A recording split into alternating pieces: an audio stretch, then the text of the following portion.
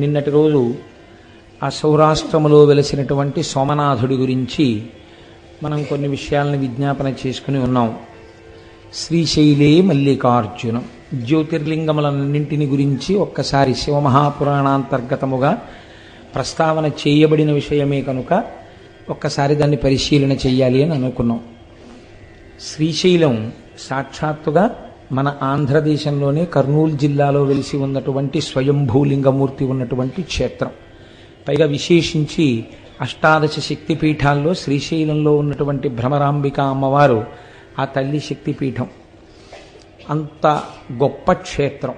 శ్రీశైల క్షేత్రం గురించి శంకర భగవత్పాదులు చాలా గొప్ప ప్రస్తావన చేశారు. నేను ఎందుకు ఈ మాట అంటున్నానంటే, శంకరాచార్యులు వారు సాధారణంగా క్షేత్రాల గురించి స్తోత్రాలలో అంతగా స్పృశించినట్లు మనకు కనపడదు.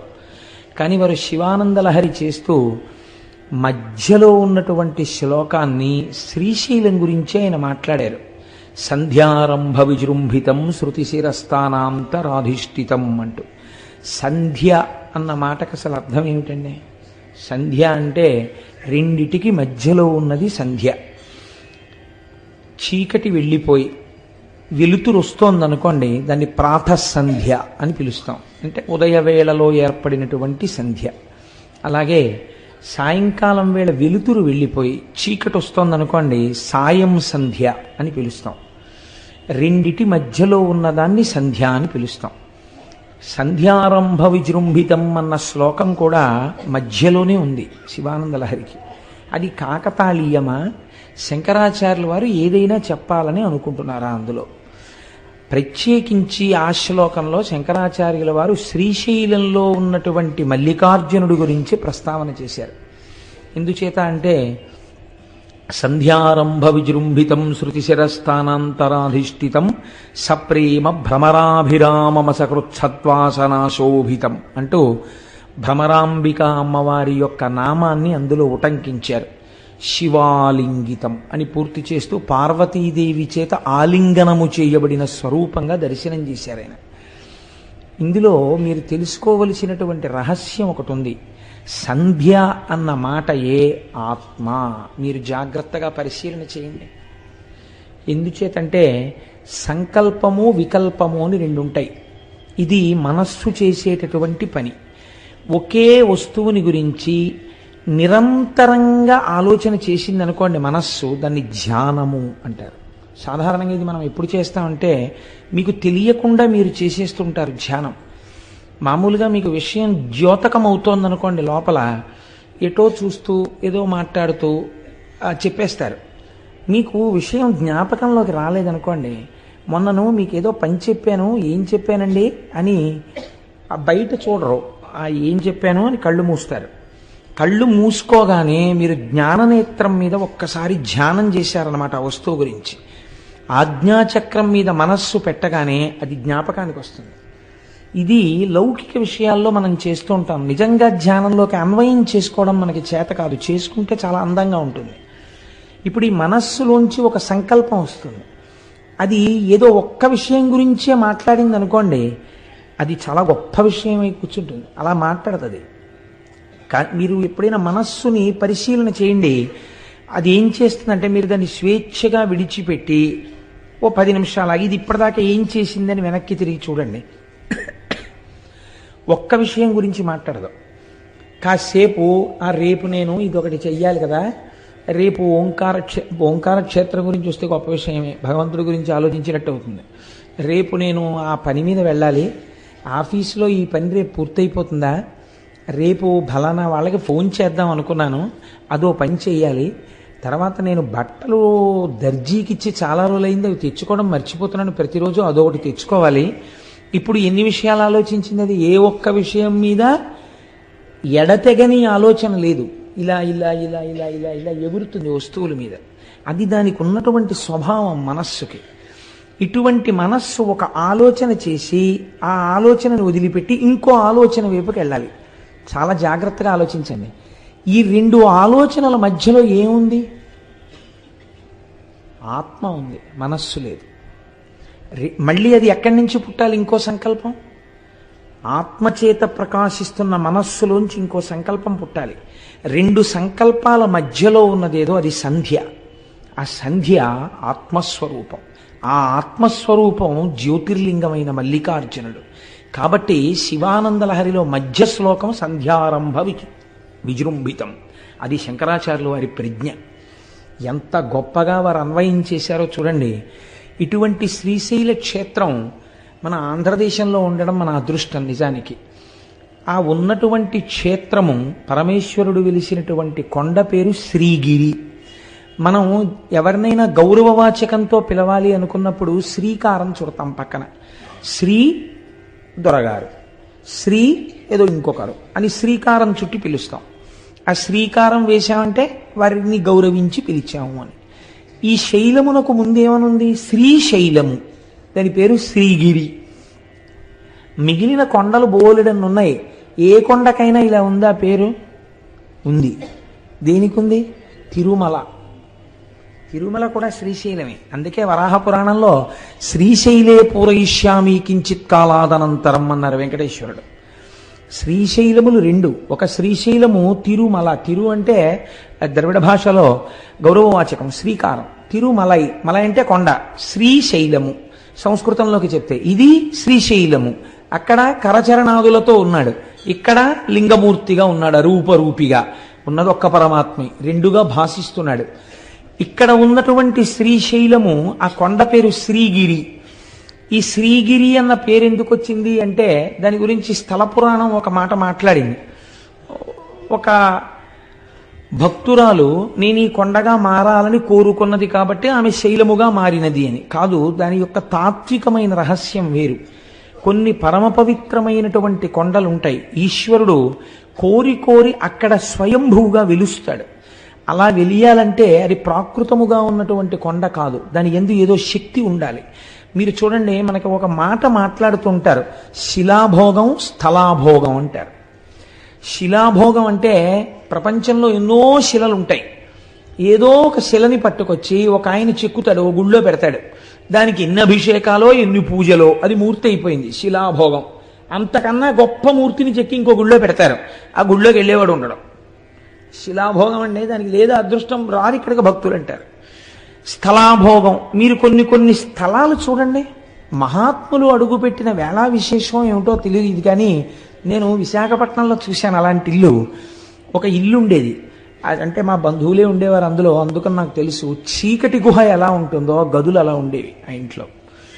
అంత చీకటి, అంత అలా ఉండేవి ఆ గదులన్నీ కూడాను. కానీ ఆ ఇంట మంగళతోరణం కట్టి మళ్ళీ మంగళతోరణం ఎండిపోయింది తీయడానికి టైం ఉండేది కాదు, మళ్ళీ తోరణం కట్టేసేవారు. ఎప్పుడూ శుభమే. ఆ ఇంట్లో ఎంత చిత్రం అంటే ఏదైనా శుభకార్యం జరగట్లేదంటే ఆ ఇంటికి వెళ్ళి ఓ 4 రోజులు ఉంటే శుభకార్యం అయిపోయేది. స్థలాభోగం, మీరు ఏమని చెప్పగలరు దానికి? స్థలాభోగం అనాలంతే. అంటే ఆ ఇంటికి ఏదో మహత్తరమైనటువంటి ఓ పెంకో ఏదో వచ్చేసిందనమాట. ఆ స్థలం అటువంటిది. మనకి తెలియదండి ఒక్కొక్కసారి ఆ స్థలం అంత శక్తివంతమైందని మనం కనిపెట్టలేము, పెద్దలైతే కనిపెడతారు. శంకరాచార్యుల వారు పాదచారి అయి నడుస్తున్నప్పుడు ఒకానొక చోట వారు ఎండ నుంచి సేద తీరడం కోసమని కూర్చున్నారు. మంచి రోహిణీ కార్తె. అటువంటి సమయంలో ఒక కప్ప నీటిలోకి దూకలేకపోయింది, ఆ ఎండకి శోషించిపోయింది. పక్కన పుట్టలో ఒక పెద్ద నాగుపాం ఉంది. ఆ నాగుపాం పాకుతూ వచ్చి కప్పని మింగుతుందని శంకరాచార్యుల వారు చూస్తున్నారు. అది పడగ పట్టి ఆ పడగ నీటిలో కప్పకి విశ్రాంతినిచ్చింది. విశ్రాంతి తీసుకున్న కప్ప నీటిలోకి దూకింది. వెంటనే శంకరాచార్యుల వారు అంతర్ముఖులై చూశారు, ఒక నాగుపాం కప్పకి ఎందుకు పడగ పట్టింది, కాబట్టి ఈ స్థలానికి ఏదో ప్రాముఖ్యత ఉండాలి అని. అప్పుడు వారు లోపల అంతర్ముఖులై చూస్తే అది ఋష్యశృంగ మహర్షి తపస్సు చేసిన ప్రదేశం. అందుకే అక్కడ జీవులకు ఒకదాని పట్ల ఒకదానికి శత్రుభావన లేకుండా చెనకకుండా అంత సంతోషంగా కలసిమెలసి ఉంటున్నాయి. ఇంత పరమ పవిత్రమైన భూమి కనుక ఇక్కడే నేను మొట్టమొదటి పీఠాన్ని పెడతానన్నారు. అదే ఇవాళ మనం ఆరాధన చేసేటటువంటి శృంగగిరి పీఠం కర్ణాటకలో. కాబట్టి స్థలాభోగము ఉన్నదా లేదా? ఉన్నది. శ్రీగిరి అన్నప్పుడు అందులో శ్రీ శకార రకార ఈకారములు ఉన్నాయి. షకార రకార ఈకారములుంటే శ్రీమాత అని ప్రారంభమైంది లలితా సహస్రనామం. ఆ మూడక్షరాలు బ్రహ్మశక్తి, విష్ణుశక్తి, రుద్రశక్తి, ఈ మూడు శక్తుల్ని తెలియచేస్తాయి. ఈ మూడు శక్తులు ఉన్నటువంటి కొండ, ఈ మూడు శక్తులు మమేకమైన శక్తి రూపిణి భ్రమరాంబిక, అందుకని శక్తిపీఠం. ఇప్పుడు ఆ కొండ మీద అడుగు పెట్టిన వాడికి సరస్వతీ కటాక్షం కావాలా, లక్ష్మీ కటాక్షం కావాలా, జ్ఞానం కావాలా? నువ్వు అడగక్కర్లేదు, నోరు తెరిచి నీకేది కావాలో అది ఆ కొండలోంచి ప్రసరిస్తుంది. అంత శక్తివంతమైన స్థలం అది, అంత శక్తివంతమైన కొండ ఆ కొండ. అందుకే శంకరాచార్యులు వారు యోగరత్నావళి స్తవంలో ఓ మాట అంటారు, శ్రీశైల శృంగే వివిధ ప్రసంగే శేషాద్రి శృంగే సదా వసంతం తమర్జునం మల్లిక పూర్వమేనం శ్రీశైల శృంగ కుహరేషు కదోపలప్స్యే గాత్రం యదామలతాః పరివేశయంతి కర్ణే యదాః విరచయంతి ఖగాశ్చ నీడాస్ అంటూ సిద్ధిం తథావిధ మనోవిలయం సమాధౌ అన్నారు. శ్రీశైలంలో తొందరగా మనస్సు లయమైపోతుంది అంటారు. అక్కడికి వెళ్ళి జపం చేసుకుందాం అనుకున్న వాళ్ళకి, అక్కడికి వెళ్ళి కూర్చుని మాకు ఒక ఆఫీసర్ గారు ఉండేవారు, ఇప్పుడు నాకు పుష్పమాల వేశారే, వారు చేసిన ర్యాంక్కి సమానమైన ర్యాంకు, ఆ డిప్యూటీ మేనేజర్ క్వాలిటీ కంట్రోల్ అని మా ఆఫీసులో ఒక పరమ గౌరవనీయమైన పదవి, ఒక జిల్లా స్థాయి అధికారి.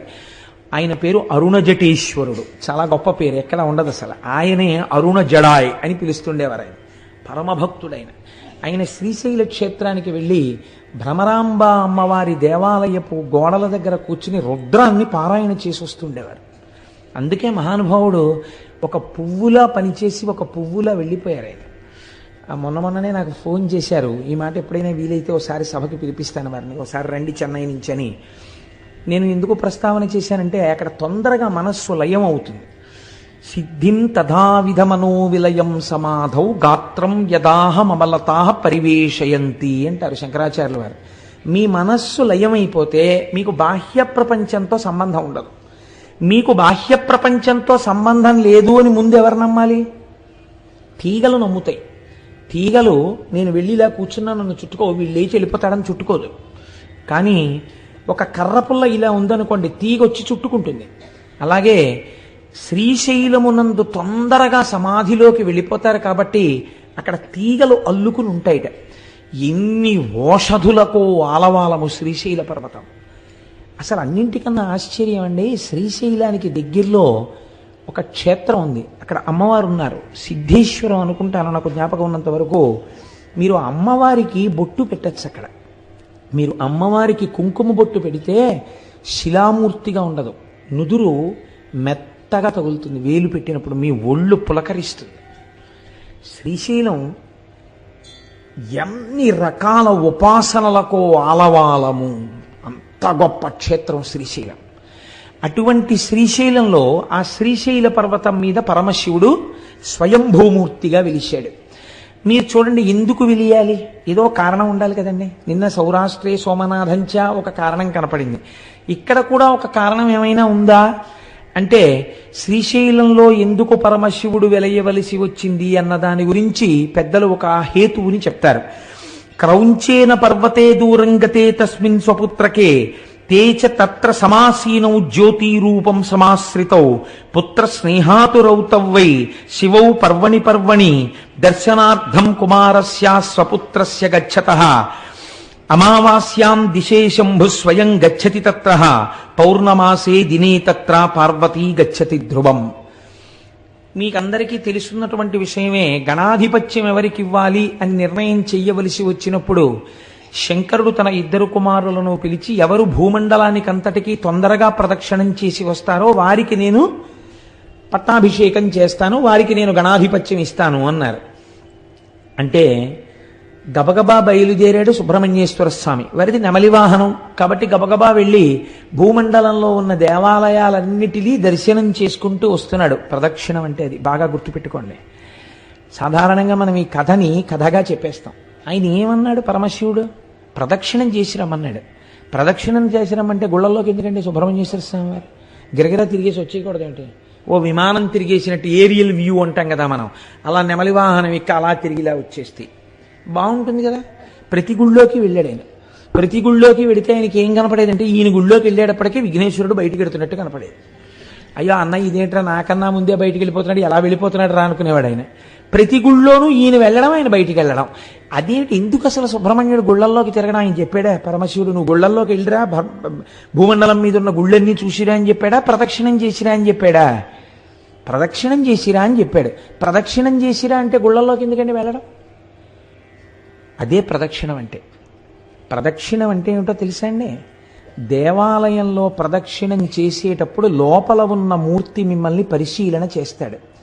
నన్ను నమ్ముకున్నటువంటి మహాభక్తులందరూ నా దేవాలయంలో కొలువు తీరి ఉన్నారు, వీరికి నమస్కరించి వీరి అనుగ్రహంతో నా దగ్గరికి వస్తాడా, వీళ్ళంతటి వాళ్ళు వీళ్ళెందుకని నా దగ్గరికి వస్తాడా చూద్దామని వీళ్ళని వదిలి లోపలికెళ్ళిన వాడిని చూడగానే ఇలా మొహం తిప్పుతాట పరమేశ్వరుడు. కాబట్టి మీకు ఆ ఈశాన్యలింగం అని ఉంది అరుణాచలంలో. అరుణాచలంలో ఈశాన్యలింగం దగ్గర నందీశ్వరుడు ఇలా ఉండడు, ఇలా ఉంటాడు. మొన్న మేము వెళ్ళినప్పుడు ఆయన ఎందుకు అలా మొహం పక్కకి తిప్పుకొని ఉన్నాడు అని అడిగితే ఆయన తమిళంలో చెప్తే ఏదో వచ్చిన వాళ్ళు ఎవరో దాన్ని తర్జుమా చేశారు. ఒక మహాభక్తుడు, ఒక ఆయన, కొంతమంది భక్తులు పల్లెటూరు నుంచి వచ్చారు కానీ వాళ్ళు పరమభక్తులు. వాళ్ళు వచ్చి దర్శనం చేసుకుందాం అంటే నంది అడ్డొచ్చింది. అడ్డొస్తే వాళ్ళు శివుడికి చెప్పారు, ఈశ్వర నీ దర్శనం చేసుకుందాం అంటే నంది అడ్డొస్తోందని. ఆయన అన్నాడు, నా భక్తులకు కనపడే వరకు కాసేపు మొహం అలా పక్కకి తిప్పన్నాడు. అందుకని ఇలా పెట్టాడు ఆయన. మళ్ళీ నువ్వు ఇటు తిప్పచ్చు అనలేదు, ఏమో ఇలాంటి వాళ్ళు ఇంకా వస్తారేమో అలా ఉండు కాసేపు అన్నట్టే లెక్క. అందుకని అలాగే ఉన్నాడు ఈశాన్యలింగం.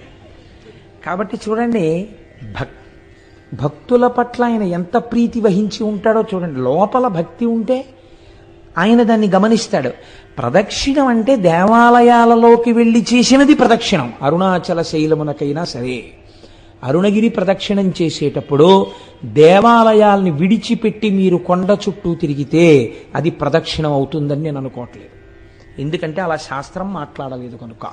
లేకపోతే తలుపులు తీసి అర్ధరాత్రి వేళ కూడా లింగ దర్శనం అయ్యేటట్టుగా అరుణాచలంలో ఎందుకు ఉంచుతున్నారు? మీరు వెళ్లితేనే ప్రదక్షిణం పూర్తవుతుందని. మీరు వదిలిపెడితే ప్రదక్షిణం ఎలా అయింది? మీరు దేవాలయ సహితంగా చేసిందే ప్రదక్షిణం. మీరు లోపల తిరిగినప్పుడు కూడా ఆళ్వారులు ఉంటారు విష్ణువాలయం అయితే, నాయనారులు ఉంటారు శివాలయం అయితే, మీరు ప్రదక్షిణ పురస్సరంగా వెళ్ళాలి. చాలా మంది ప్రధాన దేవత దగ్గరికి వెళ్ళి వస్తారు, దానివల్ల ఈశ్వర అనుగ్రహం కలుగుతుందని నేను అనుకోవట్లేదు. మీకు భూమండల ప్రదక్షిణంలో విఘ్నేశ్వరుడు చేసిన ప్రదక్షిణమే దానికి ప్రమాణం. ఇంతలోకి ఆయన పాపం పోన్లే అన్నయ్య కన్నా ముందుకెడతానేమో అని పరిగెత్తాడు కైలాసం దగ్గరికి వచ్చాడు. ఈయన ఏం చేశాడు? గణపతి నిజంగా వెళ్ళారు ఆయన సూక్ష్మంలో మోక్షం అంటారు చూసారా, అటువంటిది ఒకటి చేశాడు. అన్ని వేళలా చెయ్యకూడదు, ఎప్పుడు నిజంగా మీరు చేయలేరో అప్పుడు చెయ్యాలి దాన్ని. శ్రీరామ రామ రామేతి రమే రామే మనోరమే సహస్రనామ తత్తుల్యం రామనామవరాననే నిజమే. శ్రీరామ శ్రీరామ శ్రీరామ అంటే విష్ణు సహస్రం చెప్పినట్టు. అందుకని పూజంతా మానేసి 3 మాటలని వెళ్ళిపోతానంటే కుదరదు. నిజంగా మీకు అంత టైం లేని పరిస్థితి వచ్చినప్పుడు శ్రీరామ శ్రీరామ శ్రీరామనమని. పాపం నెమలి వాహనము లేదు, స్థూలకాయం ఎలక వాహనం, నేను తిరగలేనేమో అనుకుని అన్ని విధాలా బేరీజు వేసుకున్నప్పుడు ఆయన ఏం చేశాడంటే, నాన్నగారు తల్లిదండ్రులకు చేసినటువంటి ప్రదక్షిణం భూమండలానికి చేసిన ప్రదక్షిణంతో సమానం, కాబట్టి నేను మీకే ప్రదక్షిణం చేసి మీకే నమస్కరిస్తున్నాను, అశక్తుడను కనుక. ఈయన అశక్తుడే, అలా సుబ్రహ్మణ్యుడితో సమానంగా వెళ్ళడానికి ఎవరు అంగీకరించాలి? సర్వజ్ఞుడైన శంకరుడు అంగీకరించాలి. ఈ బుద్ధి కుశలత ప్రదర్శించాడు, గణాధిపత్యం ఇచ్చాడు. చిన్నపిల్లలకి మంకుతనం ఉంటుంది కదండి, అందులో నువ్వు ఓడిపోయావురా అన్నారనుకోండి చాలా బాధగా ఉంటుంది. అంతవరకు ఎందుకంటే ఓ బస్సులో ఆడపిల్లలు మగపిల్లలు కలిసి వెళ్తున్నప్పుడు అంత్యాక్షరి పెట్టి గెలిచారని మగపిల్లలకి ప్రైజ్ ఇస్తే పెద్ద అలరైపోతుంది. ఆడపిల్లలకి ఇస్తే మగపిల్లలందరూ మొహాలు ముడిచేసుకున్నారు మేము మనం వెళ్ళినప్పుడు. అంటే అదో ముచ్చట అనుకోండి. ఎందుచేత అంటే ఓడిపోయావు అనేటప్పటికీ అది జీర్ణం కాదు, ఆ మాట వాళ్ళు అంగీకరించలేరు. అందుకే మనం ఇంగ్లీష్లో దానికి ఒక చమత్కారమైన మాట రన్నర్స్ అప్ అని పెట్టారు. ఏమిటో అంటే ఓడిపోయిన వారు అని అనకుండా ఇదేంటి, వీరిని గెలిచిన వారు వారు, వారిని గెలిపించిన వారు వీరు అని ప్రైజ్ ఇచ్చారనుకోండి బహుశా సంతోషిస్తారేమో, ఓ మర్యాద ఉంది కాబట్టి. కనుక ఇప్పుడు సుబ్రహ్మణ్యుడు ఓడిపోయాడు, పెద్ద ఆయన గెలిచాడు, అందుకని వాడికి నేను పట్టాభిషేకం చేస్తున్నాను రా అన్నారు. అంటే అది అంగీకరించలేని అజ్ఞాని సుబ్రహ్మణ్యుడు కాడు. కానీ నాన్నగారు ఎలా అయినా ఈ ధర్మ సూక్ష్మం ఒకటి ఉంది శాస్త్రంలో అని చెప్పేసి అంగీకరించేసి ఆ అన్నయ్యకి చేసేశారు. అన్నయ్యకి చేసేశారని ఆయన బాధ కాదండో, అన్నయ్యకి చేసేశారని బాధ అయితే రావణాసురుడు కుబేరుడి మీద యుద్ధానికి వెళ్ళినట్టు యుద్ధానికి వెళ్ళాలి. ఆయనకి అది కాదు బాధ. ఓటమి వలన కలిగినటువంటి చిన్ని అక్కసు. చంటి పిల్లాడు కదండి సుబ్రహ్మణ్యుడు అంటే, ఆ మాత్రం లేకపోతే అందమే ఉంటుందండి పిల్లల దగ్గర. 70 ఏళ్ళు వచ్చినా పిల్లాడు అమ్మ దగ్గరికి వెళ్ళినప్పుడు అమ్మే, నాన్నగారి దగ్గరికి వెళ్ళినప్పుడు నాన్నగారే. పిల్లలు తల్లిదండ్రుల దగ్గర అలాగే ఉంటారు. అందుకని చిన్న కోపం వచ్చింది. కోపం వచ్చి నేను వెళ్ళిపోతున్నానని వెళ్ళిపోయాడు. ఎక్కడికి వెళ్ళిపోయాడు? ఎక్కడికి వెళ్ళిపోయినా తెలుస్తుంది వాళ్ళకి. వాళ్ళకి తెలియదేంటి సర్వజ్ఞులు పార్వతీ పరమేశ్వర్ల కనుక చూశారు ఎక్కడికి వెళ్ళాడు వీడిని. ఇంట్లో ఫంక్షన్ అయిపోయింది, పట్టాభిషేకం. ఓసారి వీడి దగ్గరికి వెడదాం రమ్మని కబురు చేశారు. రే నాన్న వచ్చి అదేమిట్రా, నేను రాను అన్నాడు. పిల్లలు చూడండి మూతి పుడుచుకుని మీద ఎక్కి కూర్చుంటారు. నేను రాను ఇంట్లోకి అంటారు. తండ్రి 2 రెక్కలు ఎత్తి తీసుకొచ్చేయగలడు ఇంట్లోకి, కానీ అలా తీసుకురాడు. వెళ్ళి చాలా బతిమాలతాడు. అందులో ఏముంది? తండ్రి ఓటం ఉందా? తండ్రితనం ఉంది, తల్లితనం ఉంది కదండి.